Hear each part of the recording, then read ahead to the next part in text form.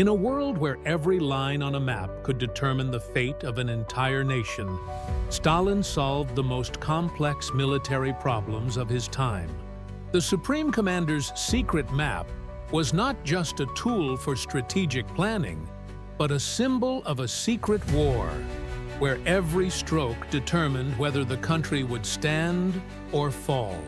Today, we will open the archives and find out exactly how these maps were created, who was behind the key decisions, and what role Stalin's maps played in the history not only of the war, but of the entire world.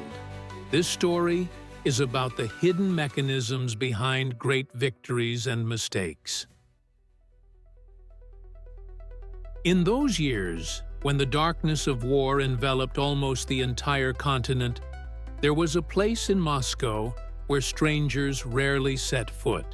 Here, deep inside a special headquarters, under a hollow ceiling and the quiet crackling of lamps, maps lived and breathed. They were not just pieces of paper, but the nervous system of the Soviet war. Every line, every new designation could be decisive for millions. It was here that the path to decisions that changed the course of history, not only for the USSR, but for the whole of Europe, began. In this small room, inconspicuous to the average Muscovite, every square millimeter of the tabletop was arranged in strict order. There were rolls of paper, neatly signed with dates: June 22nd, 1941, September 3rd, 1943, November 18th, 1942, and many others. Along with maps of past campaigns, new ones were created and urgently revised every day. On the floor lay the chief of the General Staff's briefcase, slightly apart from the rest, and an unnaturally massive stamp for top secret classification. Ritual was of particular importance here. Access to the maps was restricted to only a few people: the highest echelons of the General Staff, trusted cryptographers, and, of course, Stalin himself. Reports from various parts of the front, intelligence reports, and analyses of foreign newspapers served as sources of information. Every evening, people entered the room carrying data on strips of paper or memorizing it. This activity was always observed in silence, even if the news was critical. It was accepted that the map did not tolerate emotions, only cold calculation.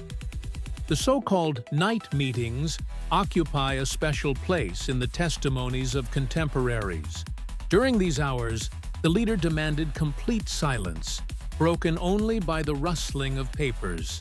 It was then, under the light of a single table lamp and the smoke from strong cigarettes, that arrows were carefully placed on the map, changing the fate of the fronts. Each new layer of information created a new reality. The position of an army numbering about 120,000 men, the direction of movement of armored formations, the density of aircraft in a particular sector. Archival documents show that there was not a single case when Stalin entrusted the preparation of maps to anyone without absolute verification.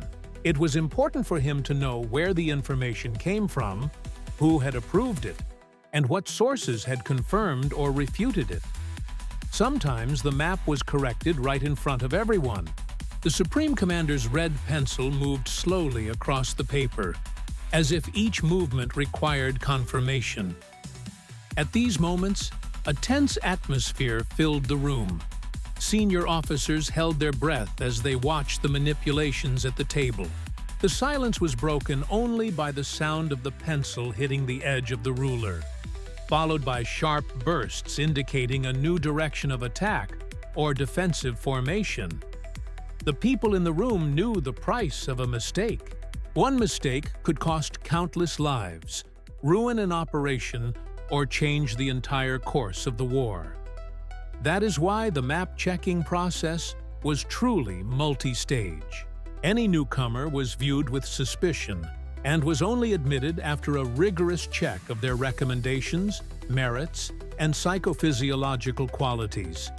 After all, not only the fate of combat operations depended on their accuracy, but also the careers of senior commanders. Particular attention was paid to details. The location of every crossing, every forest plantation, and every bridge on the front line was marked with precision. It was not just a geographical tool, it was a combat document around which entire operations were built. Extreme heat, torrential rains, or winter blizzards. All of this was taken into account, along with the actions of the enemy and the capabilities of their own army. Today, decades after that war, moments and details of those hours spent with the map have been preserved. The memories of generals who went down in history testify to the absolute respect for this work. Any disagreement or sloppiness in the information could cost not only trust, but sometimes freedom. Stalin's secret map is not just a legend. It was a tool through which all information coming from all corners of the vast country was filtered at the highest level. It not only reflected the will of the supreme leader, but also shaped decisions, traces of which we find in archives and wartime newspapers. The very cradle of strategy left its mark, invisible to the majority, but determining the fate of the country for many years to come. The creation of secret maps for Stalin was a process as secret as the highest levels of intelligence work. Each stage was strictly regulated, and the entire chain, from information gathering to final approval, was treated as a frontline operation of special importance. Work began early in the morning, when fresh data from the front lines arrived at the office of the head of the cartographic department. Analyst officers carefully transcribed, sorted, and checked the reports for inconsistencies. The actual figures, never written down directly, were literally spoken aloud or indicated by a special system of symbols. After that, teams of young lieutenant operators carried out their work according to plan. They were responsible for drawing new front lines, marking changes, the appearance of new fortifications, the transfer of equipment, and marking air bases. Even the slightest liberty was not allowed. One mistake could result in dismissal or court-martial. When the map reached its basic form, it was taken to a separate room for verification by officers from two different departments: reconnaissance and logistics. Sometimes disputes arose between the versions. In such cases, the Deputy Chief of Staff was called in to make the final decision on controversial objects and place names. Then, the so-called correction sessions took on special significance. During these hours, generals and high-ranking officers joined the work on the single copy of the map. Each of them had specific expertise.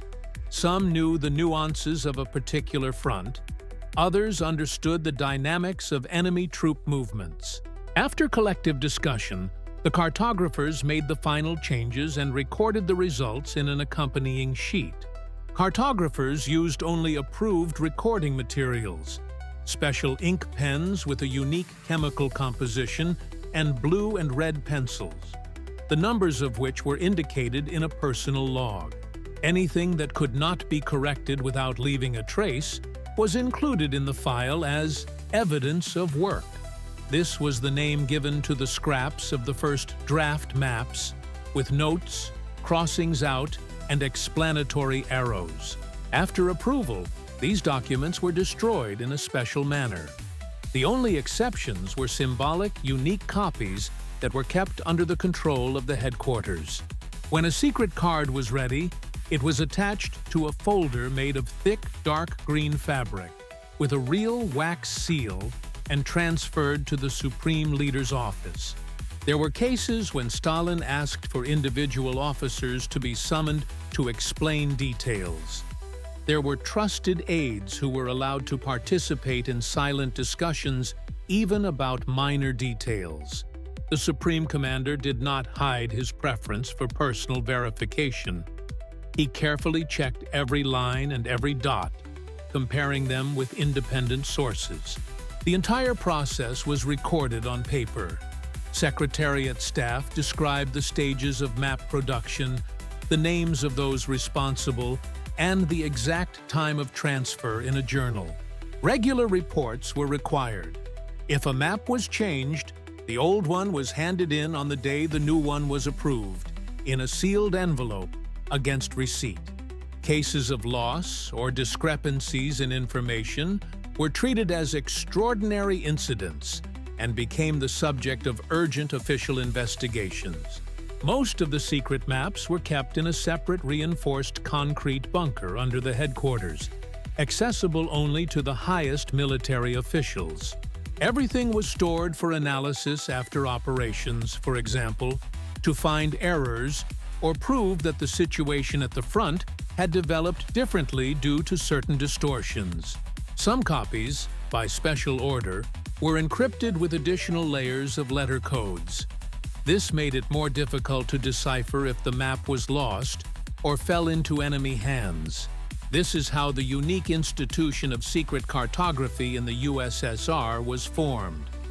The work was carried out by less than 20 full-time specialists and several dozen temporarily recruited experts.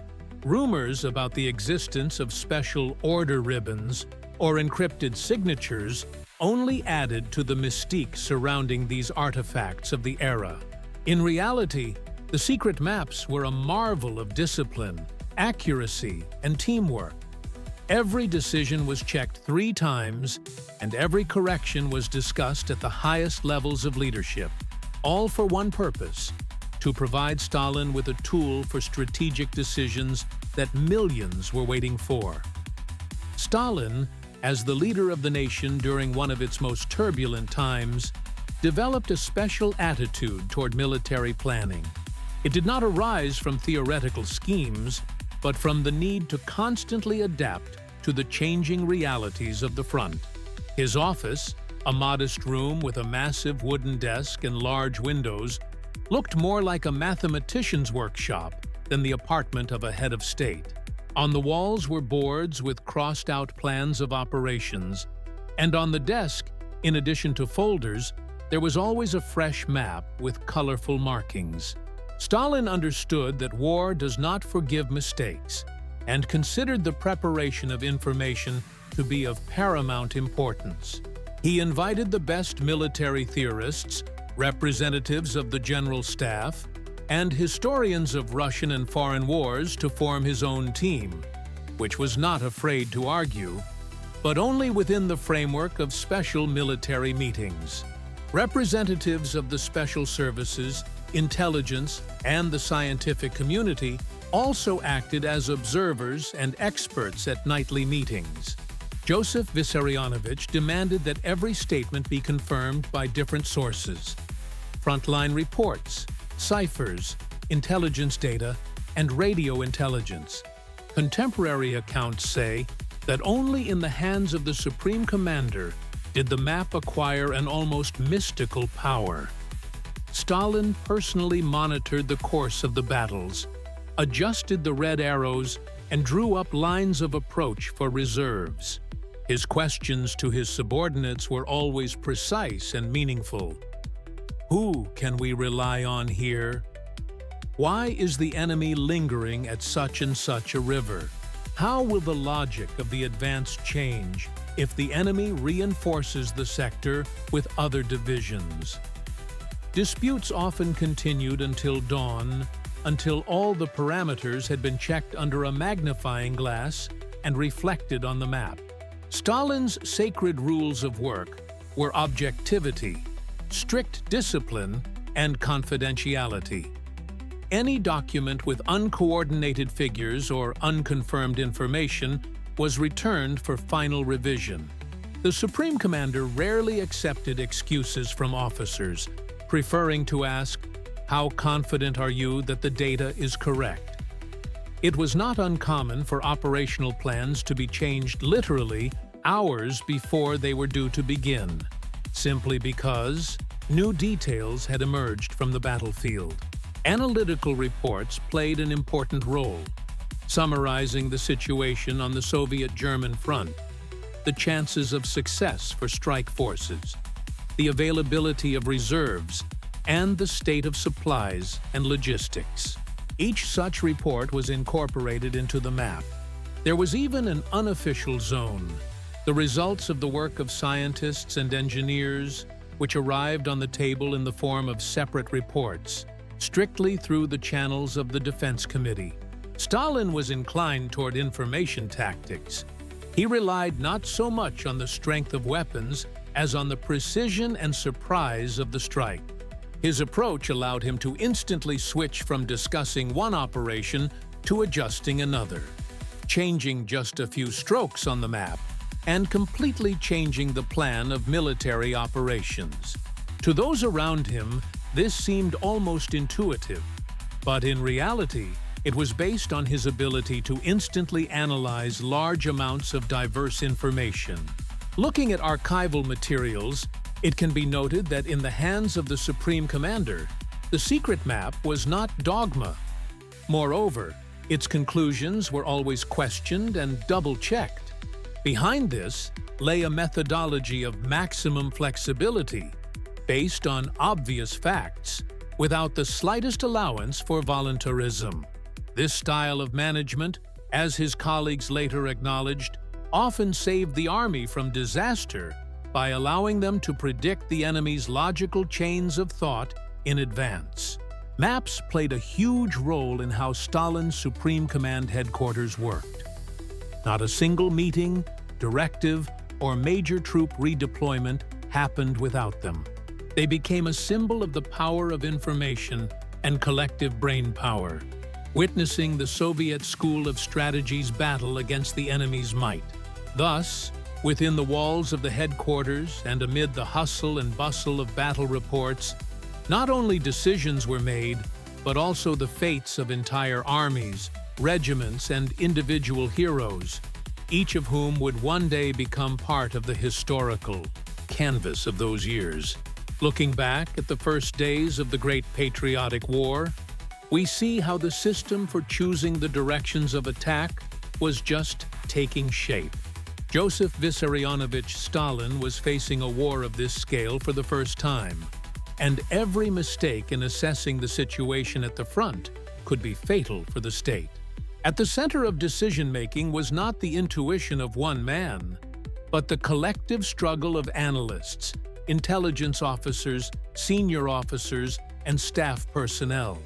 These people, often left nameless in history, passed on valuable data to the Supreme Command, and maps were updated with new information at an incredible speed. In the first weeks of the war, the situation changed literally every hour. Official reports from the front were often delayed or significantly different from the real situation. The Western Front was a particular headache for the Soviet command. By the morning of June 22nd, the General Staff knew that the Germans were bringing significant forces into battle in the Bialystok and Minsk directions. But the speed of the enemy's advance, the variety of tank wedges, and the quality of the German operational groups took even the most experienced staff officers by surprise. In the confusion of the first week, the fate of the defense was decided right on the maps. Maps, as symbols of power and tools of analysis, increasingly influenced every decision. Decisions had to be made based on incomplete data. This was the main challenge at the beginning of the war. The main tools were not troop numbers or even intelligence reports, but the ability to predict the direction of the main strike based on a chain of indirect signs, enemy movements, radio interceptions, supply delays, and the arrival of new types of equipment. Every time an operational report came in, new lines were drawn on the map, and red and blue arrows appeared, indicating the direction of the main effort. It was often necessary to adjust one's understanding of the combat situation based on an analysis of the latest traces of the assault on the maps. Despite internal disagreements among the members of the High Command, each report and each new strike added to the picture on the secret map. Communications officers played a special role, urgently translating encrypted data so that the map was always live and adaptable to the terrible dynamics of war. There were days when decisions made at night had to be revised in the morning. Behind these revisions were the fates of armies, cities, and thousands upon thousands of lives. In this struggle between chaos and order, the map became more than just an object of analysis. It was a space where the will of the leadership collided with the harsh reality of war. It was here, in the headquarters, that retreat and counterattack routes were drawn up at night. Probable enemy maneuvers were calculated, and even the most daring flanking attacks were risked. Thus began the first experience of choosing the directions of strikes that would determine whether the country would withstand the test or fall under the enemy's onslaught. Throughout the first military summer of 1941, one of the most intense dramas of fate unfolded in the Belostok and Minsk areas. It was here, at the junction of the fronts and in the zone where the interests of several generals intersected, that Stalin's map collided with the reality of the most brutal war. The mistakes made in this area subsequently played a huge role in shaping the principles of strategic work of the Supreme Commander's headquarters. Numerous staff games held in early summer became a testing ground for the analytical skills of the Soviet command. Cartographers, who received new operational reports several times a day, were forced to literally change the map on the fly. One of the problems was that the Soviet side simply did not have accurate information about the number and location of enemy tank wedges in the most critical areas. All that remained was to guess their direction based on fragmentary intelligence reports and analysis of captured documents. The fate of the Bialystok and Minsk pockets was sealed primarily by the confusion surrounding the information. Within a few days, the front in this area was broken by several powerful blows from the German army, and as a result, a huge number of Soviet troops were surrounded. Maps were reported to the High Command dozens of times. New maneuver plans appeared. Alternative plans were drawn up to withdraw the army from the encirclement, but the actual speed of the enemy's advance always turned out to be slightly higher than expected in Moscow. The Soviet side had to urgently change tactics. Operational decisions were made, involving a breakthrough to the south, to the north, and attempts to gain a foothold along natural boundaries, rivers, forests, and roads. Each such amendment was reflected on a secret map, often literally minutes before the next directive was issued. During those days, the map became a place where controversial opinions came to life. At meetings with Stalin, the views of Zhukov, Timoshenko, and Vasilevsky clashed. Each offered his own way out of the situation, but none provided a 100% solution, because each relied on his own sources of information and interpreted the data he received differently. The most striking moment in this drama was that the enemy also changed its movement patterns, adapting to the Soviet response. This triggered a chain reaction of amendments. One amendment to the map required a new wave of reports, which in turn led to a change in the subsequent arrow. The process, which was originally intended to streamline the flow of information, at times turned into a trap for the strategists themselves. In the end, the main lessons learned from these tragic events were the need for high-speed processing of incoming information, synchronization of all services, and, most importantly, the ability to recognize planning mistakes in a timely manner, without hiding behind authority or status.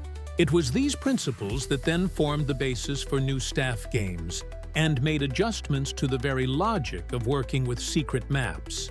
Documents from the Stavka at that time show that Stalin began to pay more attention to the opinions of junior staff analysts and broadened the range of opinions he was willing to consider. Thus, Belostok and Minsk became not only places of great defeat, but also a laboratory for future victories. It was precisely thanks to the painful experience of losses that the system of strategic analysis and cartographic work of the Stavka was reformed. The decision-making system in the highest echelons of the Soviet command was a complex, carefully constructed mechanism that was far from always linear. Although the final signature always remained with the Supreme Commander, in practice, the direction of military strikes was born in a long chain of discussions, disputes, analysis, and compromises. At the center of this process were people whose names would later appear in history textbooks: Vasilevsky, Zhukov, Shaposhnikov, Timoshenko, and later Rokossovsky, and many others. Each decision began with the careful gathering of information by remote reconnaissance agencies. Reports coming in from various fronts were analyzed by a number of analysts specializing in aviation, ground forces, road conditions, weather conditions, logistics, and enemy behavior. The map delivered to the Stavka's desk became a real battlefield of minds and characters. The authors of the latest calculations literally fought for the right to convey their point of view to the Supreme Command, and well-founded objections were valued even more than unanimous agreement. In the process of making strategic decisions, it was the collective mind that became the most valuable resource.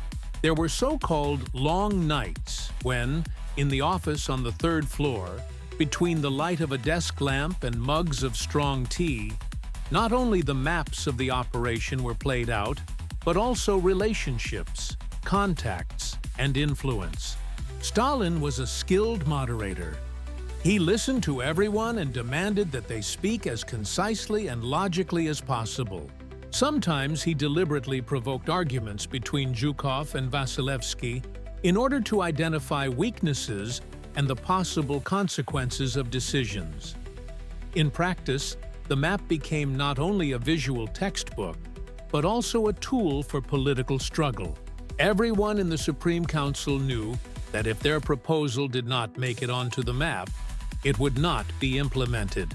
Therefore, any new information was accompanied not only by instructions on the movement of reserves, but also by an analysis of the possible political, economic, and even psychological consequences of the chosen decision. Decisions were made on the principle of verification. Each new report required at least 2 confirmations. The tactic of double-checking became standard practice at headquarters, minimizing the likelihood of misinformation. Contradictory data delayed the approval of new strike targets, in which case a special note was made on the map. Further clarification required. There were cases when the map changed more than 10 times in a row during a single night. Events were developing so rapidly or new counter-evidence was coming in. At such moments, those who were close to Stalin were people who were distinguished not only by their experience, but also by their ability to think strategically and abstractly, and most importantly, by their willingness to take responsibility. Decisions made collectively became the de facto plan of action, but the final emphasis was always placed on the intuition of the commander-in-chief.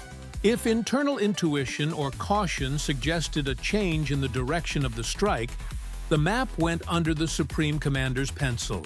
After correction or approval, the remains of the draft calculations were destroyed, and their final version immediately became the new starting point for the next stage of planning. It was this open, simultaneously tough and flexible style of decision-making that allowed the Soviet command to react as quickly as possible to changes in the situation on the fronts. Combined with the continuous search for new sources of information and the expansion of technical and intelligence capabilities, this system ensured a certain mobility of Soviet strategy. The atmosphere of constant verification and doubt, as contemporaries put it, kept the team on its toes, preventing the map from becoming a static dogma. Everything remained a living document of the present. The map in the hands of the Supreme Commander acquired not only strategic, but also symbolic significance. It was the map, lying in the middle of the office and covered with a network of arrows and lines, that became an instrument of power. Each new stroke on the paper reflected the course of history, changing the trajectory of entire armies and the fate of fronts. This document of the future, as it was called in the headquarters, eventually became a tangible symbol of the intense work of the High Command. Working on the map meant being at the very source of great decisions and bearing responsibility for millions of lives. Over time, the attitude toward the map itself changed among everyone who had access to it. Senior officers and analysts began to perceive the map not simply as an object, but as a living organism that reacted to every external influence.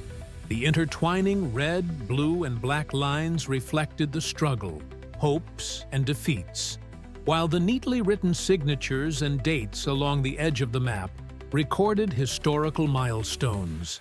In essence, the map became a battlefield where different schools of thought clashed. Some argued for the need to attack, while others insisted on defense.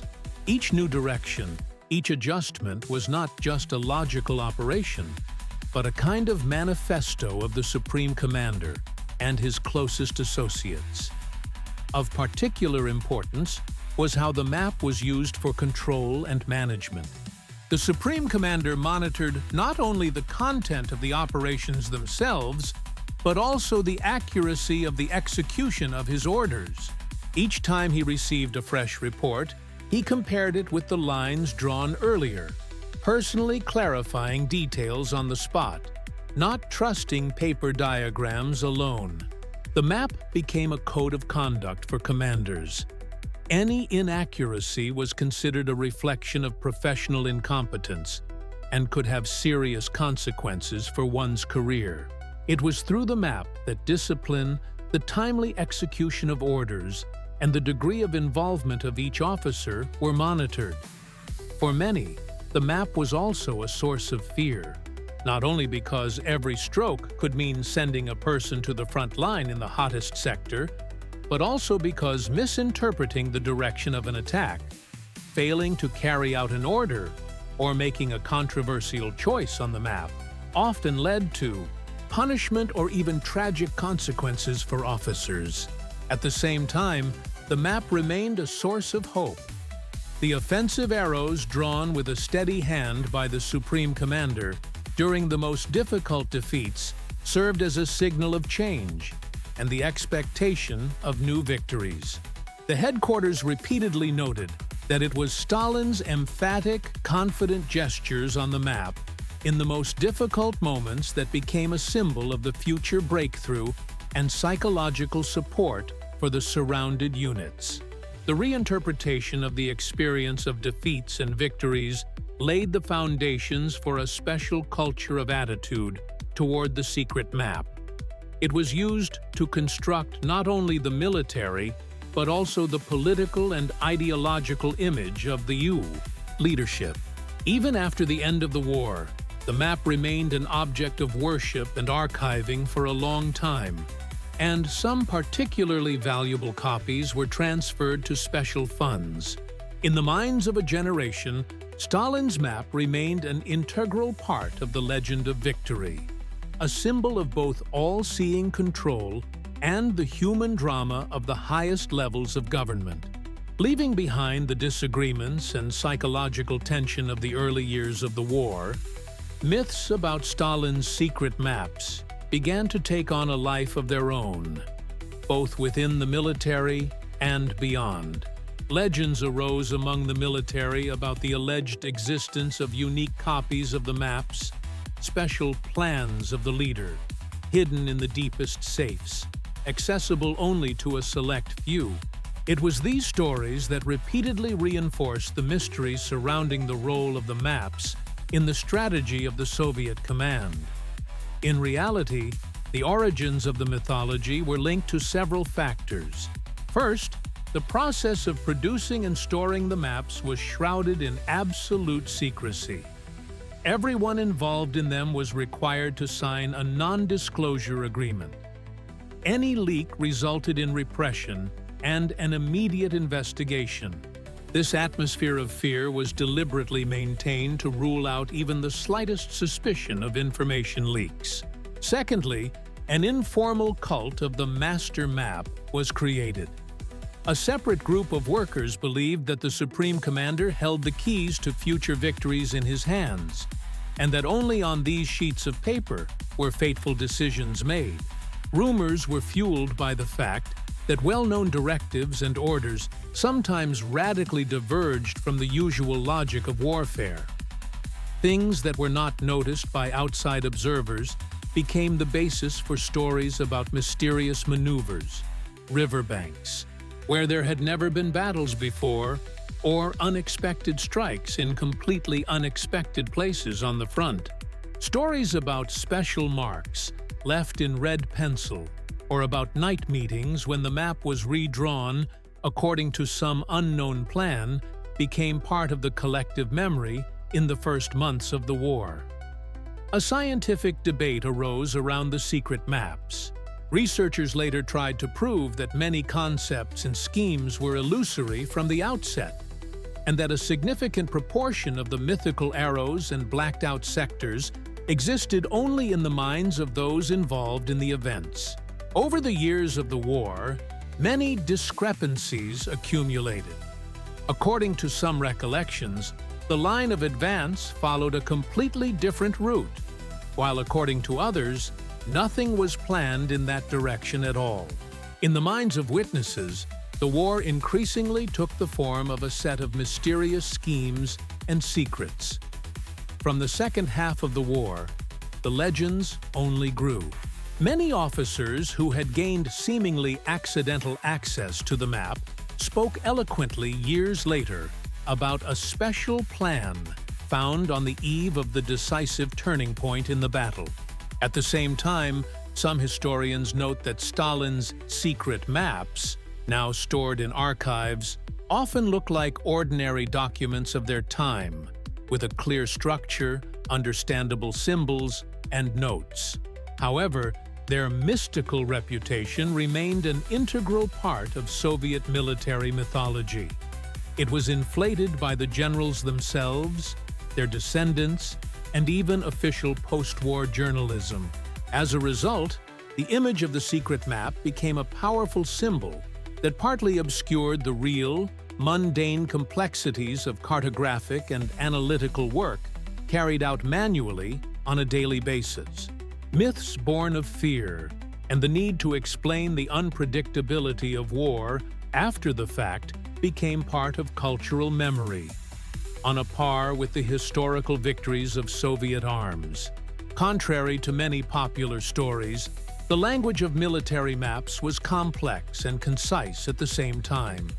It was a unique system of graphic symbols and special markings created for the operational and critical management of troops. The basic elements, front lines, attack vectors, areas of troop concentration, were drawn by hand with colored pencils, most often red and blue.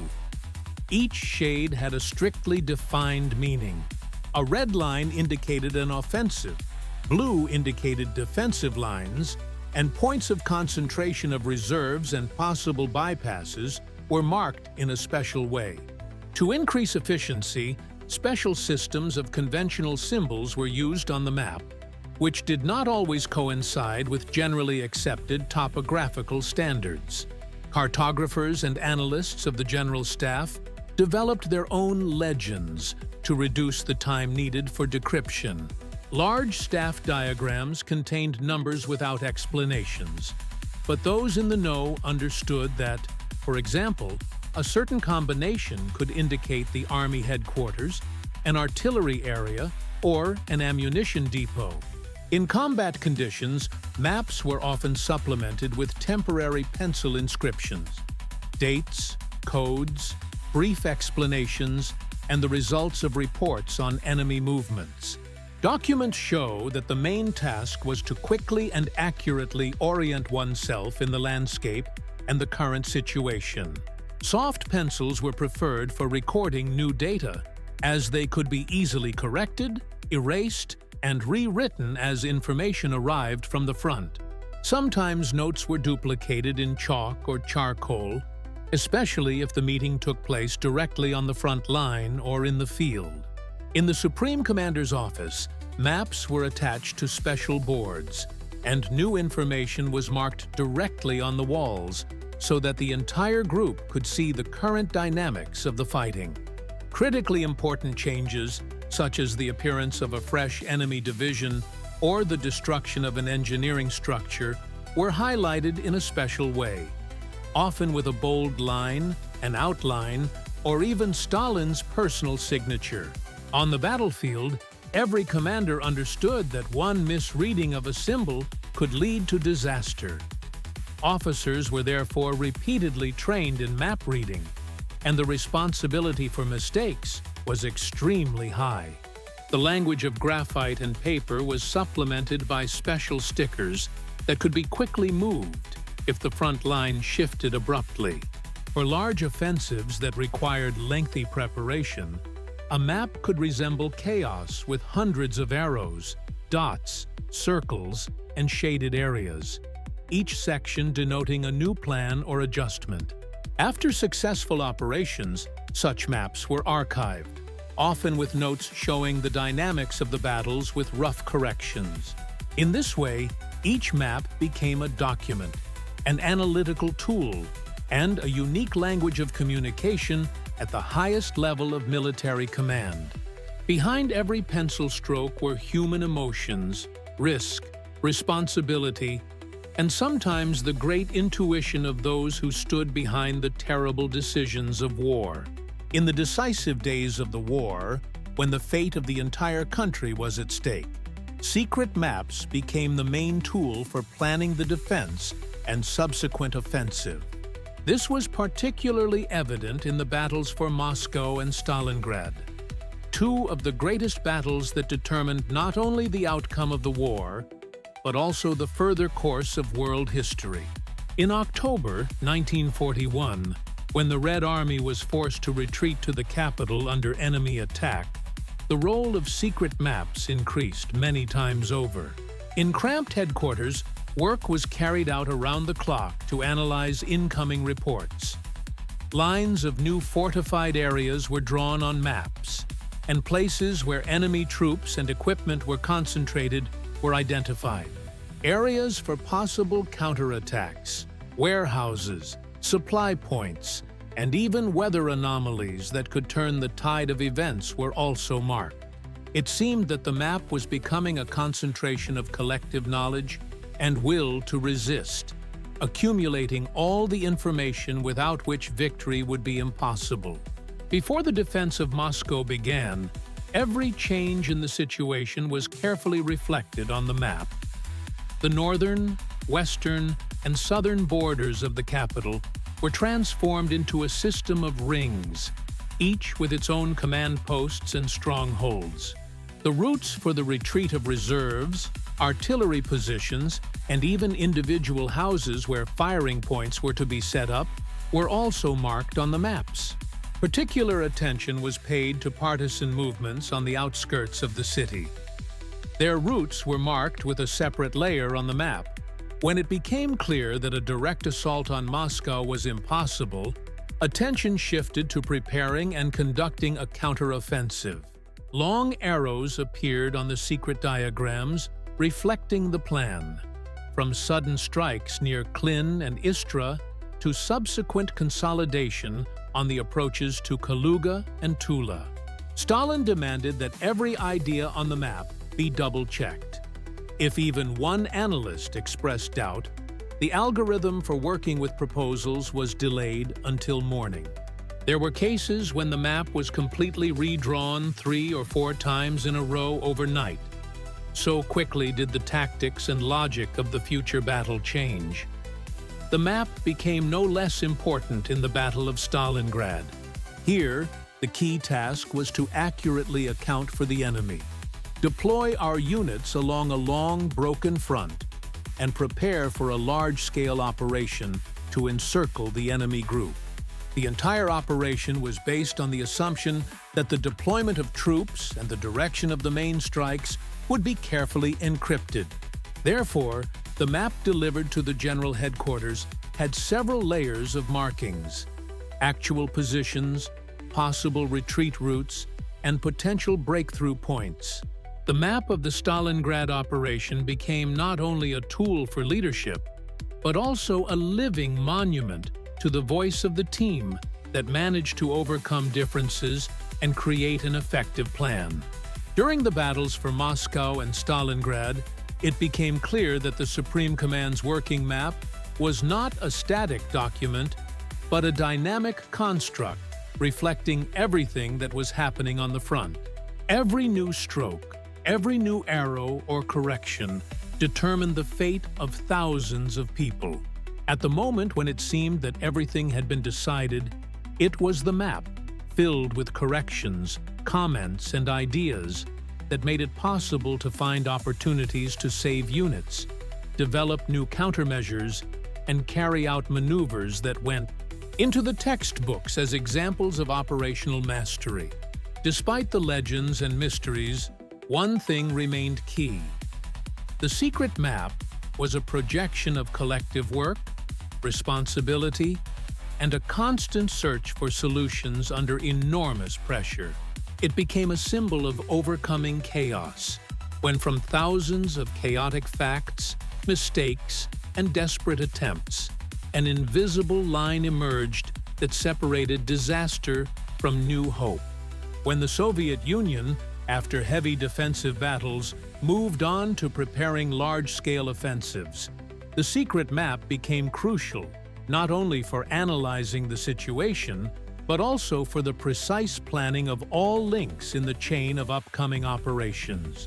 The strategy for preparing the strikes was born in tense meetings at the High Command, where every stroke on the map reflected not hypothetical, but absolutely real actions of thousands of soldiers, tanks, and guns. The headquarters carefully analyzed all possible options for the direction of the strikes: logistics, road conditions, weather conditions, enemy troop density, and the degree of wear and tear on their own equipment were all taken into account. Some sections of the front were specially designated for demonstrative attacks to distract the enemy's attention from the real directions of the main strikes. Stalin demanded complete confidence in the chosen vectors. Any insufficiently verified information could lead to the disaster of the entire operation. Preparations for the offensive on the Kursk Bulge played a special role. A map of this region became a working table for the collective work of leading military strategists. It marked not only the positions of their own and enemy troops, but also the planned routes of maneuver, the location of anti-aircraft batteries, and the lines of possible minefields. Before each offensive, cartographers updated the maps based on intelligence reports, prisoner statements, and aerial reconnaissance photographs. The areas for breakthroughs were checked especially carefully. The locations of artillery and tank ambushes were determined, and a reserve of routes for the transfer of reserves was provided. Work on the map was often classified as highly urgent. Every change to the operational diagram was immediately documented in a separate report and signed by the officer in charge.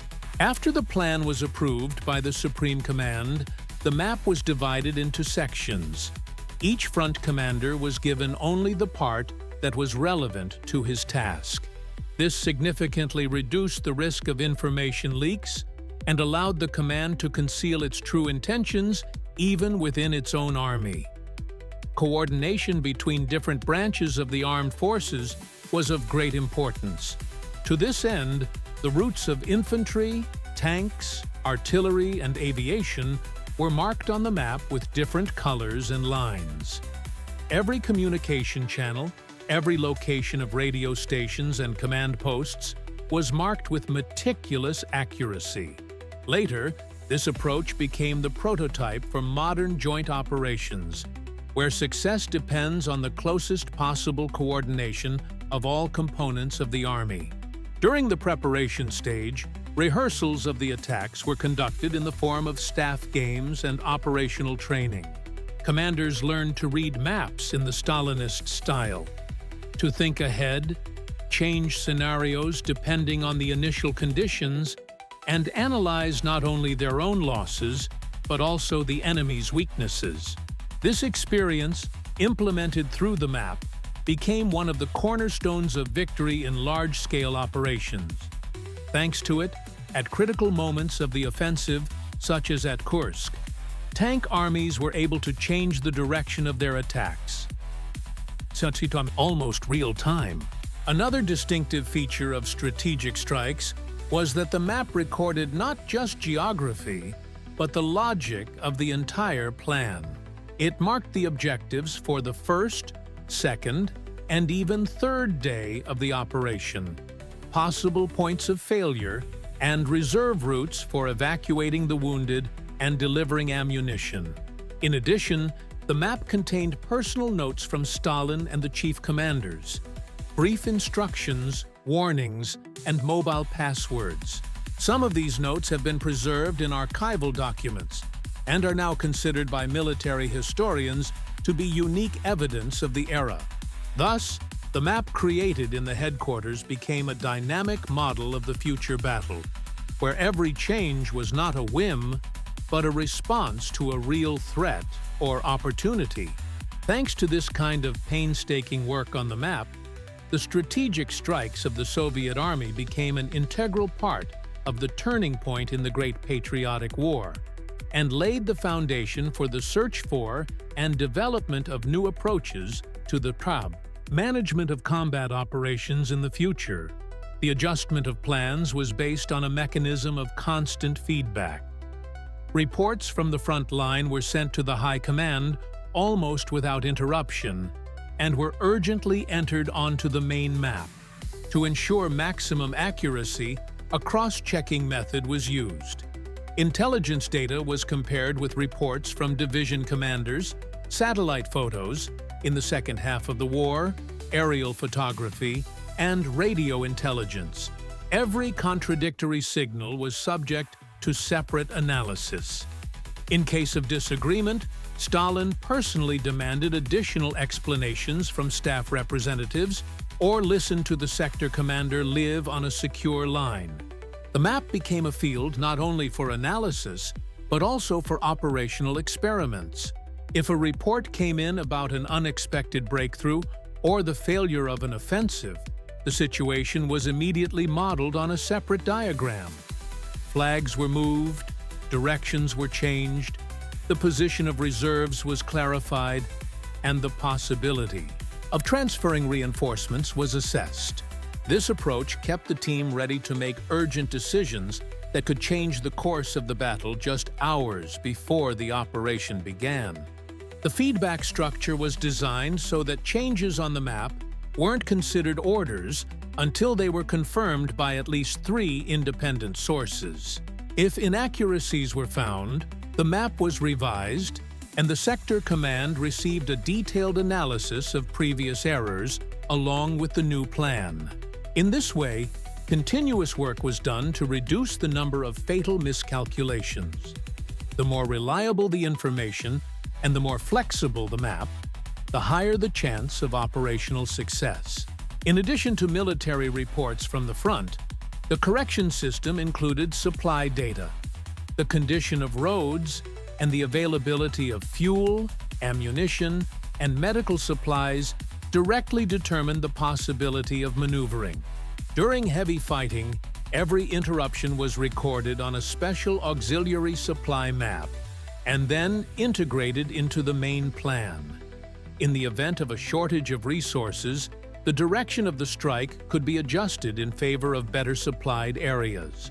Such decisions were sometimes unexpected even for senior officers, but they allowed for operational flexibility and reduced the likelihood of logistical disasters. Personal reports from officers sent to the most difficult areas were particularly important. Their mission was not only to check the situation on the ground, but also to personally report on the psychological state of the soldiers, the level of confidence in the plans on the map, and the level of support among the local population. These nuances were also noted in separate comments, often in pencil, so that changes could be made without a trace in case of revision. Thanks to the introduction of such personal feedback, the map became a reflection not only of the tactical reality, but also of the moral atmosphere at the front lines.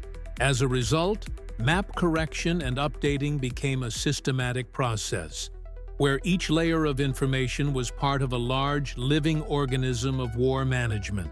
This approach allowed the High Command to respond in a timely manner to any changes, even the most unexpected ones, making the secret map not just a document, but the real nervous system of a great army. The summer of 1944 was a turning point for the entire Soviet army and the country. A completely new configuration of fronts appeared on the secret maps, marking the path to victory. The Supreme Commander's headquarters approved dozens of operational plans every day, each of which reflected the enormous strain on human and material resources.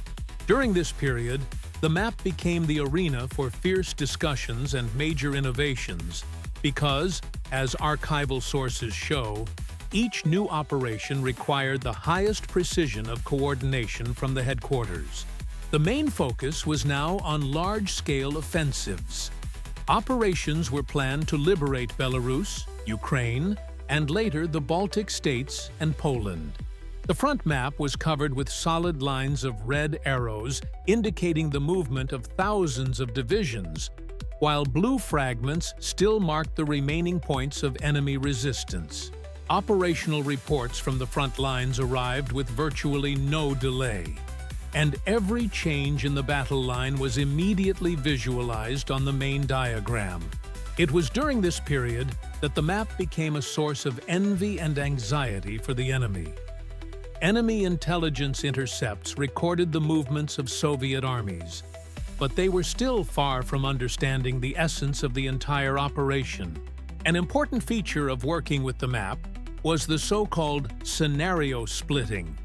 To increase the degree of secrecy, each participant in the planned offensive was given only strictly limited information about their sector.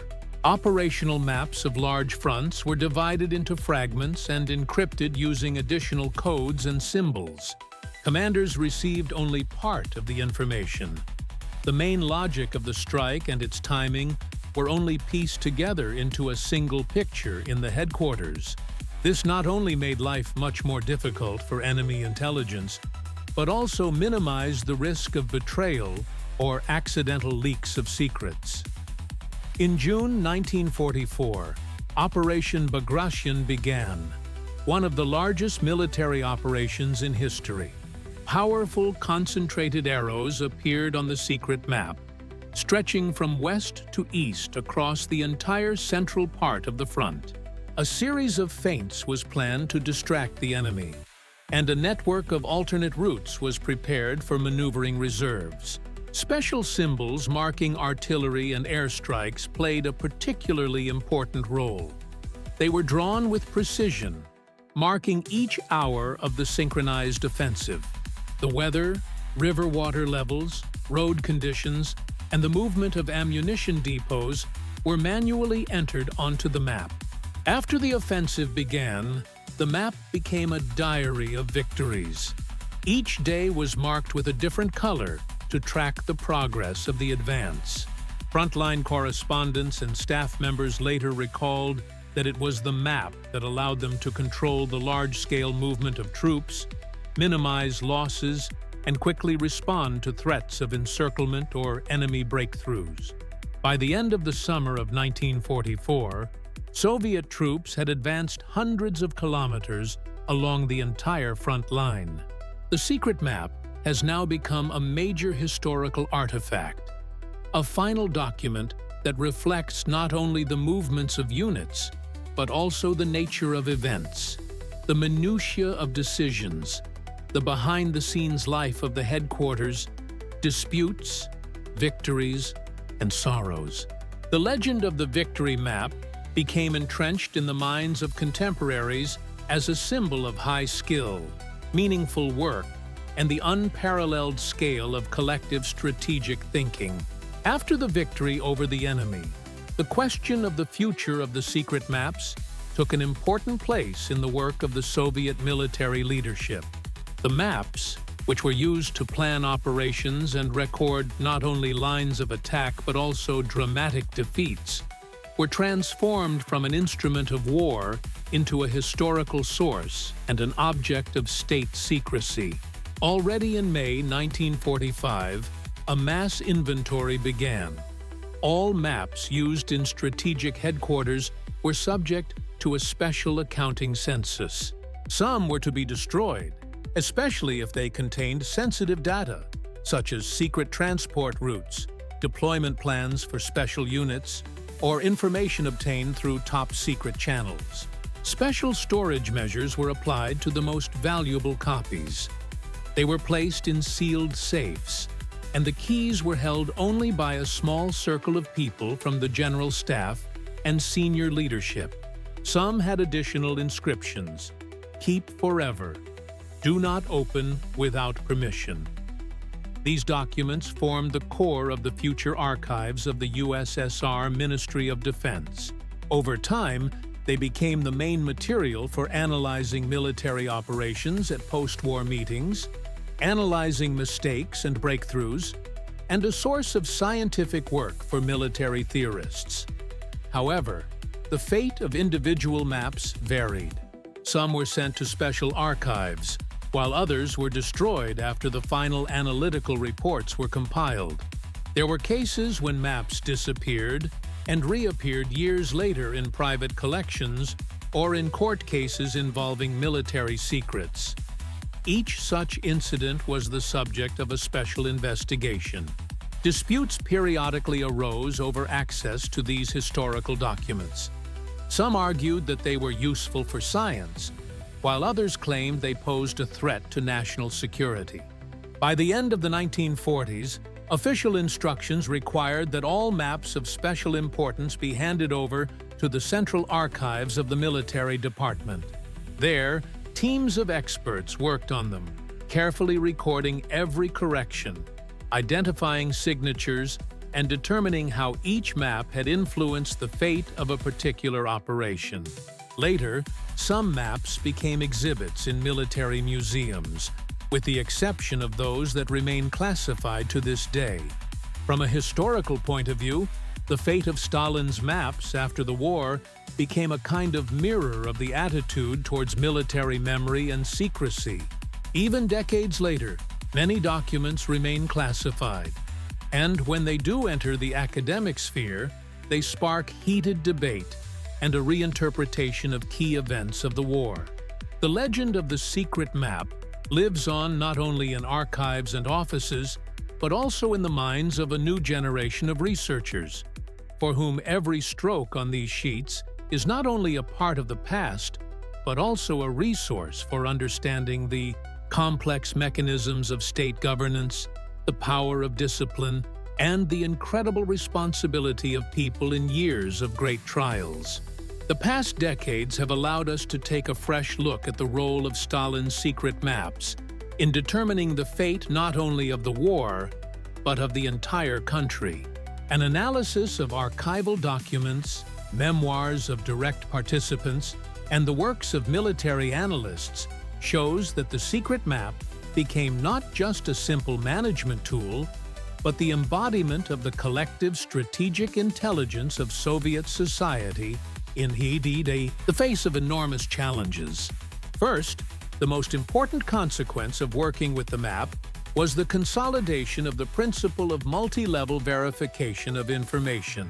As the main command document, the map made it possible to integrate intelligence, field reports, and personal observations of officers, creating a unique information space. Thanks to a complex feedback system, each new maneuver on the front was accompanied by careful analysis and rapid changes, which made the Soviet command unusually flexible for its time. Second, the secret map contributed to the development of a new approach to inter-service cooperation. Cooperation between artillery, tank units, aviation, and engineering units was established at the strategic planning stage and reflected in the operational plan. This style made it possible to carry out large-scale offensive operations more successfully, minimize losses, and improve the accuracy of the Supreme Command's decisions. Thirdly, the secret map served as a means of psychological influence, both within the command structures and throughout the Army. For commanders, it was a symbol of high standards and personal responsibility for execution, while for junior officers and analysts, it was an example of how a collection of disparate facts could be turned into a national strategy. It is also important to note that even after the war, the archival maps became the subject of historical research, a source of pride, scientific debate, and discussion about the responsibility of leaders for every step they took. Finally, research shows that the very culture of working with secret maps laid a solid foundation for modern military and state management. 7. The principles of verification, feedback, integration of diverse data, and systematicity have been transferred to civilian spheres: economics, science, and infrastructure management. Legends about Stalin's secret map are still alive today, not only as an element of historical memory, but also as a reminder of an era when the fate of nations depended on the accuracy of a single stroke. Ultimately, the role of the secret map in history is not only a symbol of the victory of one army, but also an example of strategic thinking, collective discipline, and the scale of responsibility that characterized the years of great struggle. These sheets of paper forever bear the imprint of decisions, disputes, defeats, and great victories.